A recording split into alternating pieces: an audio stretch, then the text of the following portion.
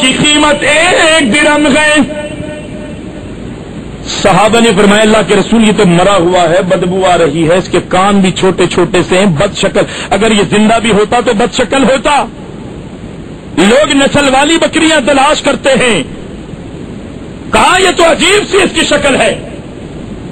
پیارے پیغمبر علیہ السلام نے فرمایا کوئی ہے جو مجھ سے یہ بکری کا بچہ 1 درہم کا خرید لے؟ صحابہ نے فرمایا اللہ کے رسول کون اس کو لے گا؟ کہا چلو 1 درہم کا نہیں، اگر مجھ سے فری کوئی لینا چاہتا ہے تو میں اسے فری دینے کے لیے بھی تیار ہوں۔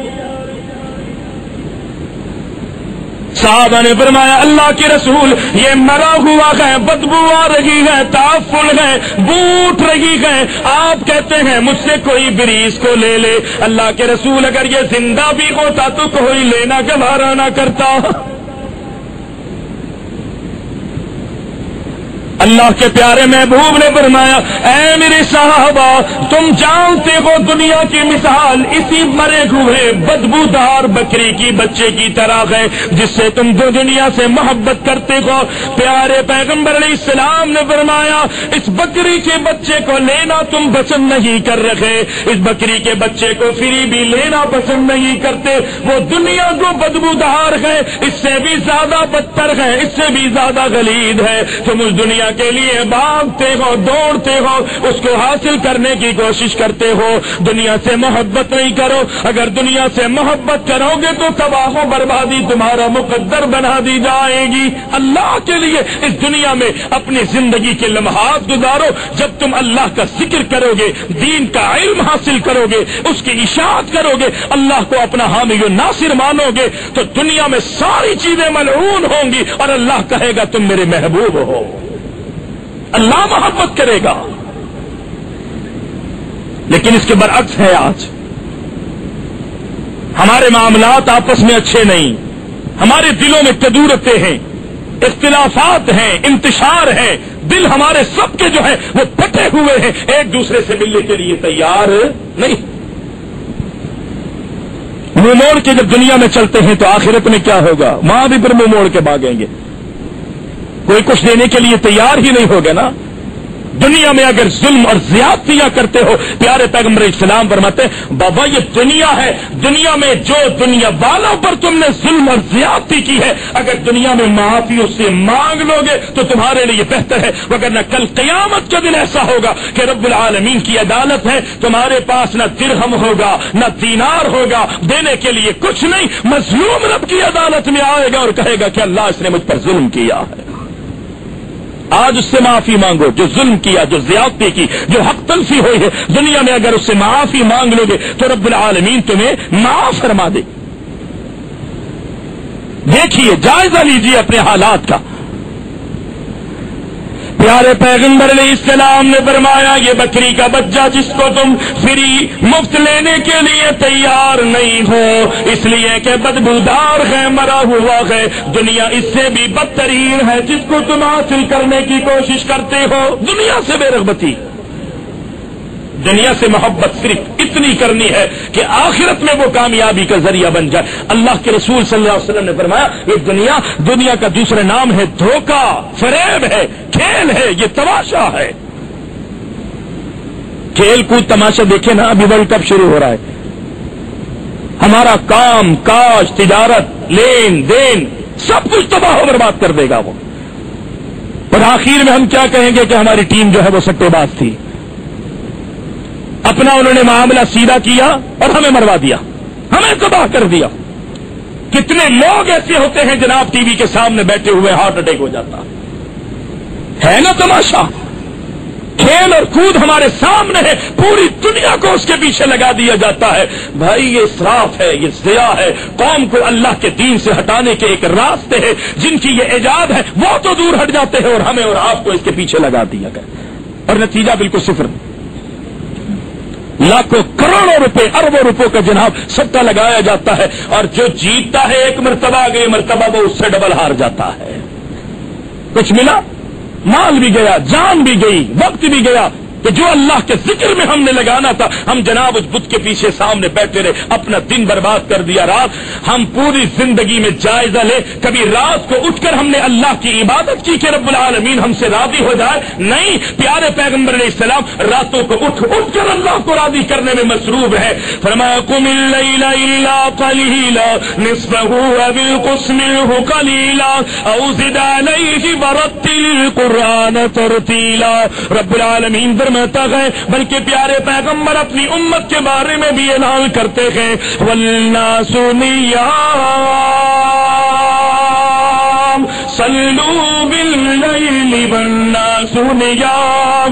جب دنیا والے سو جائیں تم اپنے بستروں سے اٹھو اور اللہ کو راضی کرنے میں مصروف ہو جاؤ.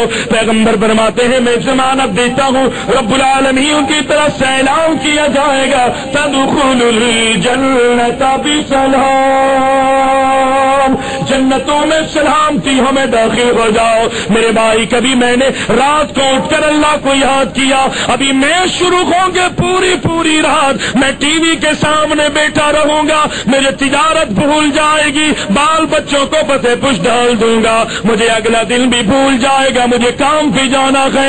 جب اللہ آسمان دنیا پر آ کر کہے گا حل من مستغفر حل من داعٍ, کوئی ہے گناہوں کو بخشوانے والا, کوئی ہے مجھ سے دعائیں اپنی مرادوں کو پورا کروانے والا, کوئی ہے بیمار جسے میں شفا دوں, شفا عطا کر دوں, کوئی ہے جو مجھ سے شفا طلب کرنے والا میں اسے شفا عطا کر دوں, مال و دولت سے نواز دوں, دنیا آخرت کی بھلائیاں اسے عطا کر دوں.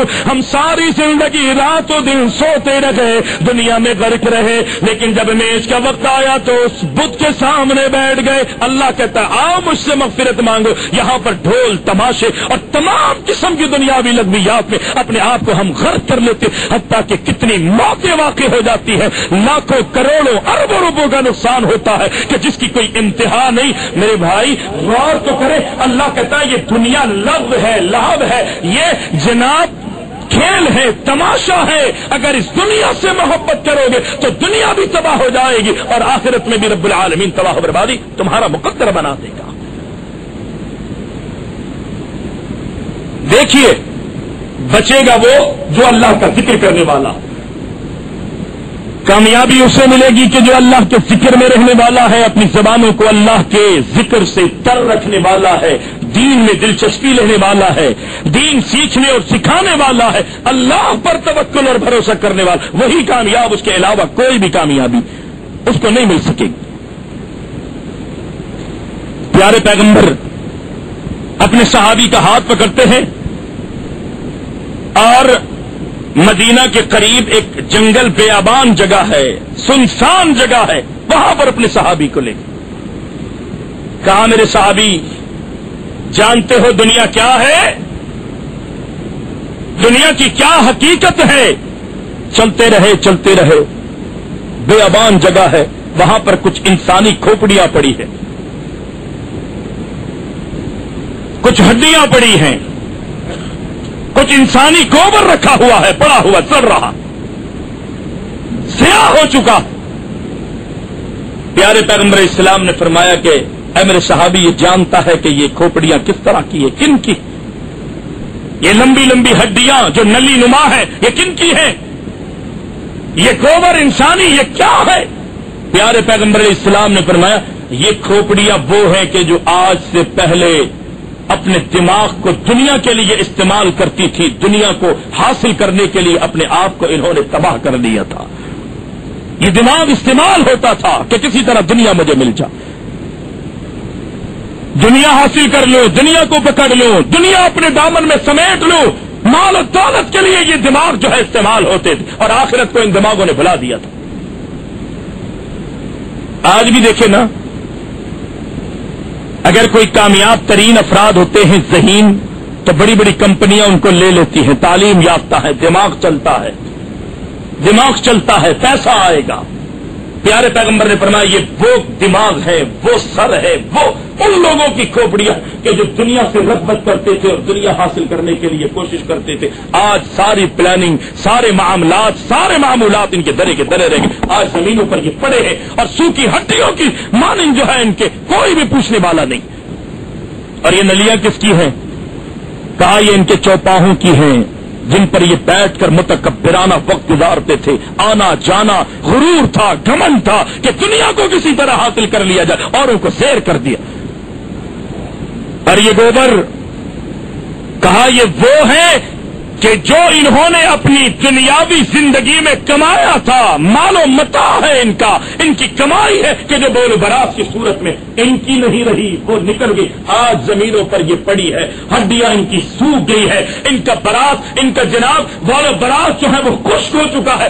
ابھی تو ہڈیوں کی صورت میں میرے صحابی نظر آتا ہے, لیکن آنے والے وقت میں یہ کیفیت ان کی ہوگی کہ یہ ہڈیاں جو ہیں وہ ختم ہو جائیں گی, گل جائیں گی, زمین میں مل جائیں گی, اور ہوا جو ہے ان کو ادھر سے ادھر اڑا دے گی. کیا ملا؟ کچھ بھی تو نہیں ملا نا. کسی چیز کا حصول ہو سکا نہیں. فرمایا انما مثل الحیات الدنیا کماء انزلناه من السماء فاختلط به نبات الارض مما ياكل الناس والانعام حتى اذا اخذت الارض زخرفها وزينت وظن اهلها انهم قادرون عليها اتاها امرنا ليلا او نهارا فجعلناها حصيدا كأن لم تغن بالامس كذلك نفصل الآيات لقوم يتفكرون. رب العالمین فرماتا ہے آخرت کی فکر کرو جو ہمیشہ کی زندگی ہے. اگر دنیا کے پیچھے لگ جاؤ گے تو تباہ و برباد ہو جاؤ گے. ایمان کا تم نے دعویٰ کیا ہے تو ایمان کی زندگی تو اس طرح کی زندگی ہوتی ہے جس طرح ایک قیدی قید خانے میں زندگی کے لمحات گزارتا ہے. جب وہاں کے اصولوں کی وہ پاسداری کرے گا تو جیلر بھی خوش ہوگا. اس کی جناب جتنی اس پر پابندیاں لگائی گئی ہے اس میں بھی تخفیف کر دی جائے گی. اگر جیل خانے میں تم لڑو گے, جھگڑو گے, لوگوں سے بغض و عداوت رکھو گے, عملے کو تنگ کرنے کی کوشش کرو گے تو جیل خانے میں مزید اذیتیں تمہیں دی جائیں گی. فرمایا الدنیا سجن المؤمن وجنت الکافر. مومن کے لیے یہ دنیا قید خانہ ہے. اللہ کے اصولوں کی پاسداری کرنا پڑے گی, اصولوں پر عمل کرنا پڑے گا, نماز روزے کی پابندی کرنی پڑے گی. اللہ نے مال دیا ہے تو مالوں میں سے زکات نکالنا پڑے گا. تجارت کاروبار کی اللہ نے اگر صلاحیت دی ہے حرام و حلال میں تمیز کرنی پڑے گی. اگر حلال و حرام میں تمیز نہیں کی تو دنیاوی مال میں بھی بے برکتی ہو جائے گی, اور یہ کمائی, یہ خرچ کرنا تمہاری ہی تباہ و بربادی کا سبب بن جائے گا. دنیا کس کے لیے ہے؟ پیارے پیغمبر نے فرمایا یہ دنیا جس کا گھر ہے آخرت میں اس کا کوئی گھر نہیں. فرمایا بجنت الکافر. اس دنیا کو ہم نے اگر کسی کا گھر بنایا ہے تو وہ کافر کا گھر. یہ دنیا جو ہے کافر کے لیے ہم نے جنت بنائی ہے, مومن کے لیے یہ قید خانہ ہے. بظاہر ایسا لگ رہا ہوگا کہ جی پھر تو مومن بڑی مشکلات میں گزارے گا وقت. اگر اس پر انسان غور کر لینا کہ آخرت کے مقابلے پر دنیا کی کیا حقیقت ہے, سمندر کے پانی کے مقابلے پر انگلی پر آنے والے پانی کی 2 بوندوں اور قطروں کی کیا حیثیت ہے, ذرا غور تو کریں. اگر اسی انگلی کو تھوڑی دیر فضا میں رکھیں گے وہ بوندے, وہ قطرے جناب آپ کی انگلی پر پڑے پڑے سوکھ جائیں گے, خشک ہو جائیں گے. پیارے پیغمبر فرماتے اس کی مثال صرف ان 2 بوندوں کی مانند ہے کہ جس کو ہوا لگتی ہے تو وہ خشک ہو جاتی ہے, کوئی اس کا نام و نشان نہیں رہتا. یہ دنیا. پھر اس دنیا کے پیچھے ہم بات کمائیں. صحابہ نے دنیا کہ جی نہیں دنیا سے بالکل نفرت کرو, دنیا کماؤ, مال کماؤ, لیکن اللہ کا حق ادا کرنے کی کوشش کرو. اگر اللہ نے تمہیں کھلایا ہے تو تمہارا پڑوسی بھی کھانا چاہیے. ایسا نہ ہو کہ تم رات کو پیٹ بھر کے سو جاؤ اور تمہارا پڑوسی جو ہے وہ بھوکا سو. اللہ پوچھے گا. اگر تمہیں رب العالمین نے دیا تھا تو رب العزت اس مال کے بارے میں تم سے سوال کرے گا. تمہارا پڑوسی بھوکا نہیں سونا چاہیے. صحابہ نے دنیا کمائی ہے لیکن آخرت کو انہوں نے مقدم رکھا ہے. جناب عثمان غنی رضی اللہ تعالی عنہ, پیارے پیغمبر علیہ السلام فرماتے ہیں کہ بھائی بیت المال میں ضرورت ہے. جناب عثمان 100 اونٹ بنے ساز و سامان اللہ کے رسول کی خدمت میں لے آتے ہیں, اور ضرورت ہے پھر 100 اونٹ لے آتے ہیں. ایک موقع آیا پیارے پیغمبر علیہ السلام نے فرمایا میرے صحابی بیت المال میں ضرورت ہے، کوئی ہے جو بیت المال میں اللہ کے لیے اپنے مال و دولت کو لٹائے؟ عثمان غنی اپنی آستین میں اشرف